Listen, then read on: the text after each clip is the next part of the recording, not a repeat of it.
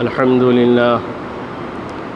لله نحمده ونستعينه ونستغفره ونؤمن به ونتوكل عليه ونعوذ بالله من شرور أنفسنا ومن سيئات أعمالنا من يهده الله فلا مضل له ومن يضلله فلا هادي له ونشهد أن لا إله إلا الله وحده لا شريك له ونشهد أن سيدنا وسندنا ومولانا محمدا عبده ورسوله أرسله الله تعالى إلى كافة للناس بشيرا ونذيرا وداعيا إلى الله بإذنه وسراجا منيرا أما بعد فأعوذ بالله من الشيطان الرجيم بسم الله الرحمن الرحيم يا أيها الذين آمنوا اتقوا الله حق تقاته ولا تموتن إلا وأنتم مسلمون واعتصموا بحبل الله جميعا ولا تفرقوا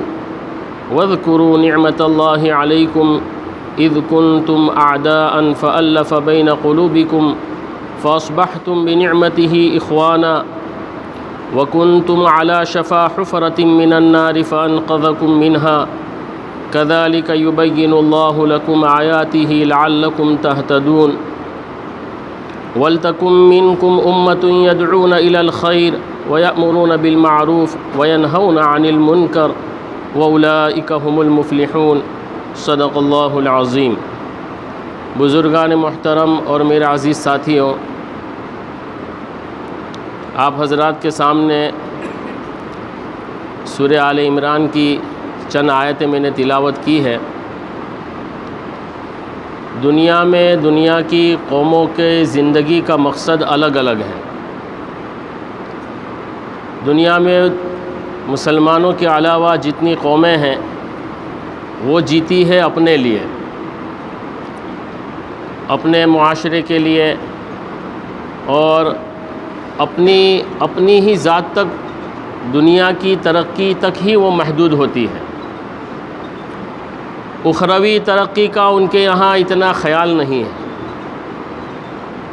ہماری اس ملک میں جو ہمارے ساتھ رہنے والی قوم ہے تو ان کی پوری بھاگ دوڑ، پوری محنت، چاہے وہ اپنے لیے ہو یا اپنی قوم کے لیے ہو، وہ صرف دنیا کی ضرورتوں کے پورا کرنے تک ہی محدود ہے۔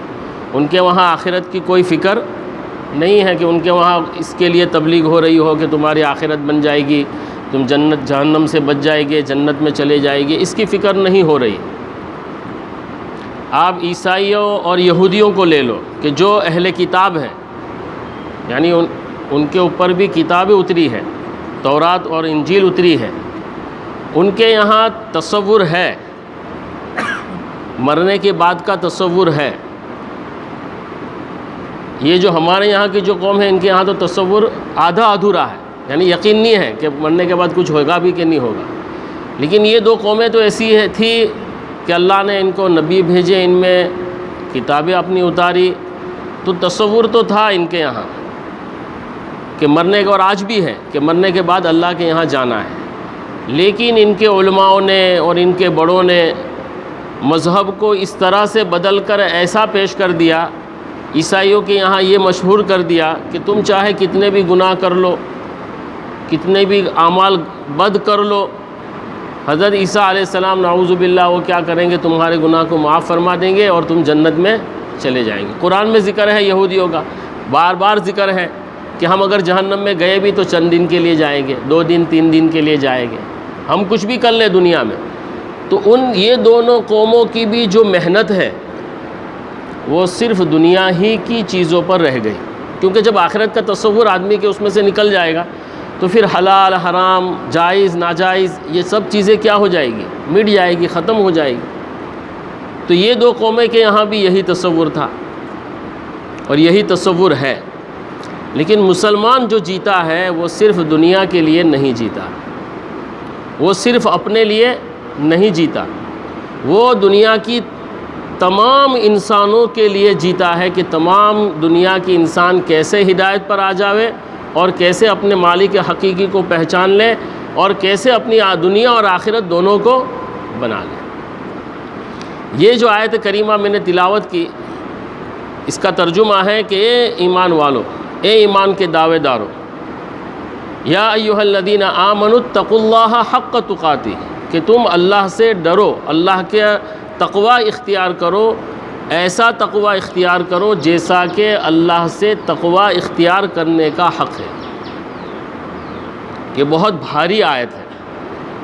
اور دوسرا جملہ ہے اس پہلی آیت کا، یا ایھا الذین آمنوا اتقوا اللہ حق تقاتہ ولا تموتن الا وانتم مسلمون، اور تم مت مریو مگر مسلمان ہو کر، یعنی تمہاری موت بھی آئے تو کس پر آئے؟ اسلام پر آئے۔ اب یہ اللہ سے تقوی کا، ڈرنے کا جو حق ہے، یہ کیسے پورا ہو سکتا ہے؟ اور جیسا اللہ کا تقوی کا حق ہے ایسا تو کوئی آدمی نہیں کر سکتا۔ صحابہ کرام رضوان اللہ تعالی علیہم اجمعین کے بارے میں ہے کہ جب یہ آیت اتری تو وہ بھی پریشان ہو گئے کہ اللہ سے جیسا تقوی کا حق ہے ایسا ہم کیسے ڈر سکتے ہیں؟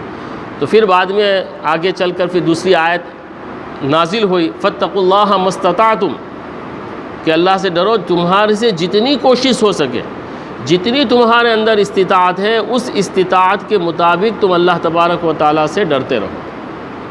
اب یہ کوئی قوم جو ہے اس کی اجتماعیت، اس قوم کو امت بنانے کے لیے جن چیزوں کی ضرورت ہے اس میں اس کا ذکر ہے۔ دیکھو کوئی بھی چیز، کوئی بھی مشن آپ کو چلانا ہے تو اس کے لیے آپ کو پہلے افراد چاہیے۔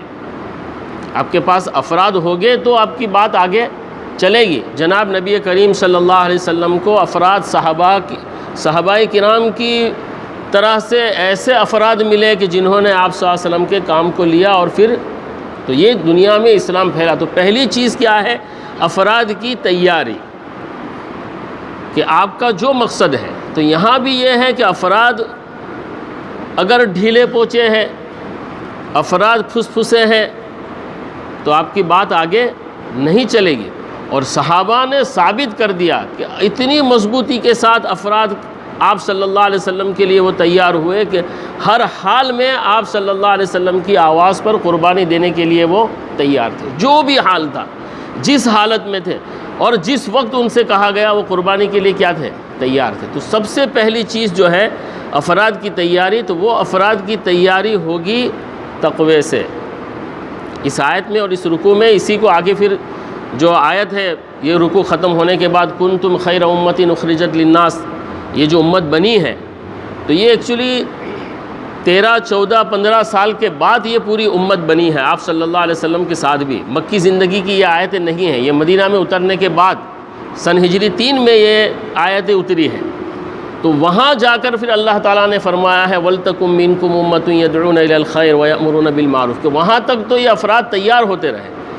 تو مسلمانوں کو بھی، ہم جو مسلمان ہیں، ہم نے کلمہ پڑھا ہے، ہم اللہ پر ایمان لائے ہیں، ہم جناب نبی کریم صلی اللہ علیہ وسلم پر ایمان لائے ہیں، تو ہمیں بھی اپنے آپ کو پہلے خود کو تیار کرنا پڑے گا کہ اللہ سے ڈرنے کا جیسا حق ہے ایسا ہم ڈرے۔ اور دوسرا جو جملہ ہے وَلَا تَمُوتُنَّ إِلَّا وَأَنْتُمْ مُسْلِمُونَ، کہ تم مت مریو مگر اسلام پر۔ اب سوال پیدا ہوتا ہے کہ بھائی ہر آدمی مسلمان ہی تو مرتا ہے، جو بھی گزرتا ہے مسلمان، تو ہم تو اس کو کہیں گے مسلمان ہی مر رہا ہے، ہم اس کے جنازے کی نماز پڑھ رہے ہیں، اس کو دفنانے جا رہے ہیں، اس کے تمام احکامات جو ہے اس کو ہم پورا کر رہے ہیں، تو ہر آدمی اسلام پر مر رہا ہے، تو پھر یہ وَلَا تَمُوتُنَّ إِلَّا وَأَنْتُمْ مُسْلِمُونَ کہنے کی کیا ضرورت ہے بھائی؟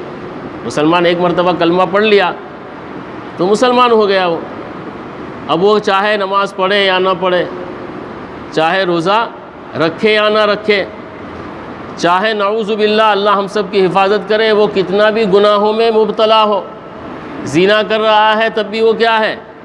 مسلمان ہے۔ زانی ہے، زنا کر رہا ہے وہ بھی مسلمان ہے، چوری کر رہا ہے تو وہ بھی مسلمان ہے، شراب پی رہا ہے وہ بھی مسلمان ہے۔ تو پھر مطلب کیا ہوا اس آیت کا؟ وَلَا تَمُوتُنَّ إِلَّا وَأَنْتُمْ مُسْلِمُونَ، تو پھر اسلام بہت آسان ہے، پھر افراد کی تیاری کی کیا ضرورت تھی؟ صرف کلمہ پڑھ لینا کافی تھا۔ حدیث میں جناب نبی کریم صلی اللہ علیہ وسلم فرماتے ہیں کہ الزانی لا یزنی حین یزنی وہو مؤمن ولا یسرق سارق حین یسرق وہو مؤمن۔ اسی طرح کے الفاظ ہیں شراب پینے والے کے لیے، چوری کرنے والے کے لیے، زنا کرنے والے کے لیے، کہ جب مسلمان اگر وہ زنا کر رہا ہے تو اس حالت میں وہ مومن نہیں رہتا ہے، وہ مسلمان نہیں رہتا ہے، وہ اسلام پر نہیں ہے۔ اس لیے دیکھو بہت سارے ہمارے جو مسائل تھے شروع کے، جو ہمارے بڑے بزرگان دین تھے شروع کے زمانے میں، تو جب جنازہ کوئی لایا جاتا تھا، آج اگر ہم ایسا کرنے جائیں تو لوگ لڑائی جھگڑے ہو جائیں گے وہاں قبرستان میں۔ تو جنازہ جب لایا جاتا تھا تو امام پوچھتے تھے کہ بھائی یہ نمازی تھا، کسی نے اس کو نماز پڑھتے دیکھا ہے کبھی؟ یہ جمعہ میں حاضر ہوتا تھا، یہ عیدین میں حاضر ہوتا تھا؟ اگر وہ چیزیں ہوتی تھی تو اس کے جنازے کی نماز پڑھاتے تھے امام، ورنہ نام نہ بول رہے۔ اور شریعت کا آج بھی مسئلہ یہی ہے، فتویٰ اسی پر ہے، لیکن اب کوئی عمل نہیں کرتا ہے۔ فتویٰ اسی پر ہے کہ اگر کھلم کھلا فاسق اور فاجر مرا ہے گناہ کرتے ہوئے تو اس کی جنازے کی نماز مسجد کا امام اور عالم نہیں پڑھائے گا۔ یہ ہے مسئلہ ہے یہ، کیوں؟ یہ عبرت کے لیے ہے، اس کی حقارت کے لیے نہیں ہے۔ یہ بھی سمجھ لے، کوئی یوں نہیں سمجھے کہ مولانا اپنی بڑائی بیان کر رہا ہے امام صاحب کہ ایسے گنہگار کا میں بنا تو امام اب تکبر کر رہا ہے۔ نہیں، شریعت کا یہ حکم ہے، اور یہ حکم اس لیے تھا کہ دوسرا آدمی ڈر جاتا کہ یار اگر میں بھی اگر اس طرح سے اگر نہیں کروں گا تو میری جنازے کی نماز نہیں پڑھائی جائے گی۔ تو وہ تربیت کے لیے تھا کہ اسلام کی طرف آدمی مضبوطی کے ساتھ آئے۔ تو یہ ہے جو وَلَا تَمُوتُنَّ إِلَّا وَأَنْتُمْ مُسْلِمُونَ کہ تم مت مریو مگر اسلام پر۔ تو اسلام نام ہے سر خم تسلیم کر دینا، اپنی ڈھال کو رکھ دینا، اللہ اور اللہ کے رسول صلی اللہ علیہ وسلم کے حکم کے سامنے اپنے آپ کو ڈال دینا۔ اس کا نام اسلام ہے اور اس کا نام مسلمان ہے۔ ورنہ اس سے صاف معلوم ہوتا ہے کہ اگر کوئی گناہ کرتے ہو، اب کوئی یوں سوچے کہ ابھی میں شراب پی لوں، ابھی 2 گھنٹے تک تو میں مرنے والا نہیں ہوں، فلانا گناہ ہے میں کر لوں، ابھی تو میں مرنے والا نہیں ہوں، اور اللہ ہماری حفاظت فرمائے اگر اس گناہ کے کرتے وقت اس کی اگر موت آ گئی تو وہ اسلام پر نہیں ہے۔ اس حدیث سے ہمیں معلوم ہوتا ہے۔ فتویٰ تو اسی پر رہے گا کہ امام تو اس کو غسل بھی دے گا، اس کو نماز بھی پڑھائے گا، یعنی ظاہر میں تو وہ ہے ہی، ظاہر ایک تو ہے نا ظاہری اسلام ہے اور ایک ہے حقیقی اسلام۔ تو اسلام کے ایک زانی زنا کی حالت میں بھی مر گیا تو بھی جو مسئلہ ہے وہ تو یہی کہے گا کہ وہ مسلمان مرا، اس کی تجہیز اور تکفین اور سب کی جائے گی، لیکن اللہ کے یہاں مسلمان ہے یا نہیں ہے اس کی بات الگ ہے۔ تو وَلَا تَمُوتُنَّ إِلَّا وَأَنْتُمْ مُسْلِمُونَ۔ اور اسلام کا یہ جو معاملہ ہے ہم لوگوں نے اس کو بہت آسانی سے لے لیا ہے، جیسے ان قوموں نے لے لیا ہے، یہودیوں نے اور نصرانیوں نے اس کو اس طرح لے لیا ہے، ہم لوگوں نے بھی اسی طرح لے لیا ہے کہ ہم تو آپ صلی اللہ علیہ وسلم کی امت میں ہیں، جناب نبی کریم صلی اللہ علیہ وسلم ہماری سفارش فرمائیں گے تو ہم تو ایسے ہی کامیاب ہو جائیں گے، ہمارے گناہ ایسے ہی معاف ہو جائیں گے۔ ہمارے میں ہے ایک جماعت ہے پوری ایسی محبین حضرات کی کہ وہ یہی تصور میں ہے کہ ہمارے فلاں بزرگ ہمارے گناہ کو معاف کرا دیں گے، ہمارے فلاں پیر صاحب ہے وہ ہمارے گناہ کو معاف کرا دیں گے اور ہم تو جنت میں سیدھے چلے جائیں گے، ان کا دامن پکڑ لیں گے۔ بعض شاعروں نے ایسے قوالیوں میں اور شعروں میں ایسے ایسے اشعار ہیں کہ کہا کہ جو محمد جس کو پکڑ لے اس کو خدا بھی نہیں چھڑا سکے، ایسے ایسے الفاظ ہیں جو اسلام سے اور ایمان سے آدمی کو بالکل باہر کر دیتے ہیں، یعنی اللہ کی قدرت پر بھی آپ صلی اللہ علیہ وسلم کی قدرت حاوی ہے، نعوذ باللہ۔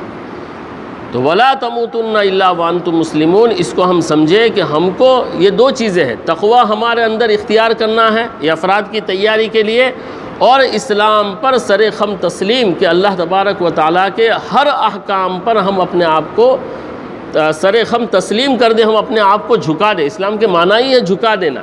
تو اگر کوئی نہیں جھکا رہا ہے اسلام کی باتوں پر تو وہ مسلمان نہیں ہے۔ تو وَلَا تَمُوتُنَّ إِلَّا وَأَنْتُمْ مُسْلِمُونَ۔ تیسری چیز جو اس امت کو مضبوط کر سکتی ہے اس کے لیے ہے جماعت، کہ فردن فردن تو کوئی آپ کی بات نہیں چل سکے گی، فرد آپ کے پاس تیار ہو گئے، مضبوط آپ کے پاس ایسی جماعت بن گئی، اب اس جماعت کا آپس میں جوڑ اور اتفاق یہ بھی ضروری ہے۔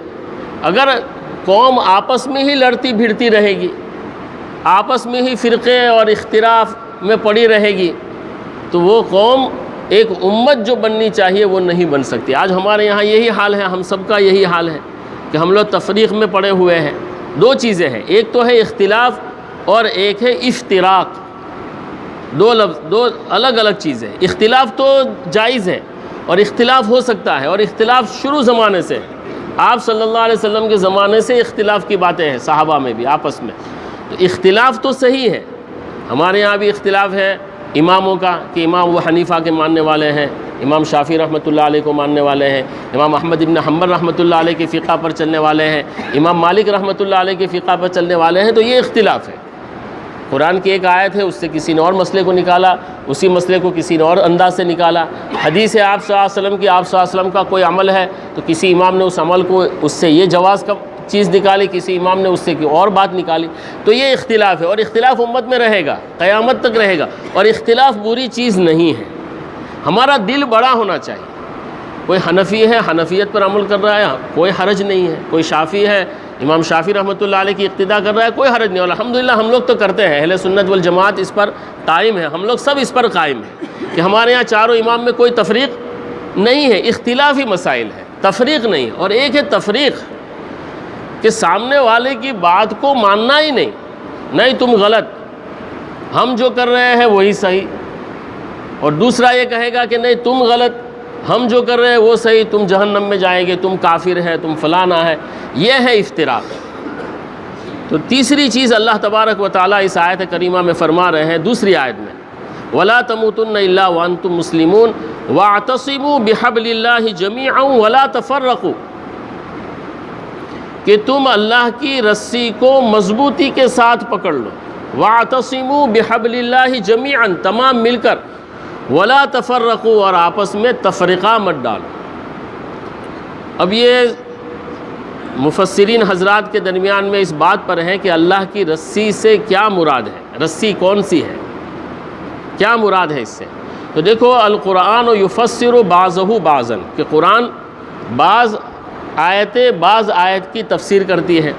تو قرآن میں دوسری جگہ حبل اللہ میں قرآن کے بارے میں ہی ذکر ہے. اور احادیث، اگر قرآن میں آپ کو وہ چیز نہیں ملتی ہے اس کی تفسیر میں، تو آپ حدیث کو دیکھ لو دوسرے نمبر پر. پہلے تو قرآن کی تفسیر قرآن سے ہی ہوگی، اگر اس میں آپ کو نہیں مل رہی ہے تو اس کی تفسیر آپ احادیث سے کریں گے. تو حدیث میں جناب نبی کریم صلی اللہ علیہ وسلم کی بہت ساری روایتوں میں یہ چیز ملتی ہے کہ اللہ کے نبی صلی اللہ علیہ وسلم نے قرآن کو حبل اللہ فرمایا ہے. یہ قرآن جو ہے نا، یہ اللہ تبارک و تعالیٰ کی رسی ہے. اور قرآن ہی ایک ایسی چیز ہے کہ جس پر ساری امت کا اجماع آج بھی ہے، اور اسی پر ساری امت جمع ہو سکتی ہے. اس کے علاوہ آپ کہیں ادھر ادھر جائیں گے تو تفرقہ پڑ جائے گا. لیکن قرآن ایک ایسی چیز ہے کہ جس پر ساری امت جمع ہو سکتی ہے. تو حبل اللہ سے مراد قرآن ہے. حدیث میں جناب نبی کریم صلی اللہ علیہ وسلم فرماتے ہیں، حضرت علی رضی اللہ تعالی عنہ کی ایک حدیث ہے کہ آپ صلی اللہ علیہ وسلم نے ایک مرتبہ فرمایا، انہا ستکون فتنۃ، کہ ان قریب بڑا فتنہ آنے والا ہے. تو حضرت علی رضی اللہ تعالی عنہ نے فرمایا، مل مخرج منہا یا رسول اللہ. دیکھو، اس میں ایک بہت عجیب بات بھی ہم کو ملتی ہے کہ صحابہ کرام رضوان اللہ تعالی علیہم اجمعین کے سامنے جب کوئی ایسی بات آتی تھی تو اس کا حل وہ فوراً پوچھتے تھے. حضرت علی رضی اللہ تعالی عنہ نے یہ نہیں پوچھا کہ اللہ کے نبی صلی اللہ علیہ وسلم کون سا فتنہ آ رہا ہے. ہم لوگ کیا ہے، ایسی چیزوں میں پڑ جاتے ہیں، لیکن اس کا جو علاج ہے اس کی طرف ہمارا دھیان ہی نہیں ہوتا. حضرت علی رضی اللہ تعالی عنہ فرماتے ہیں، مل مخرج منہا یا رسول اللہ.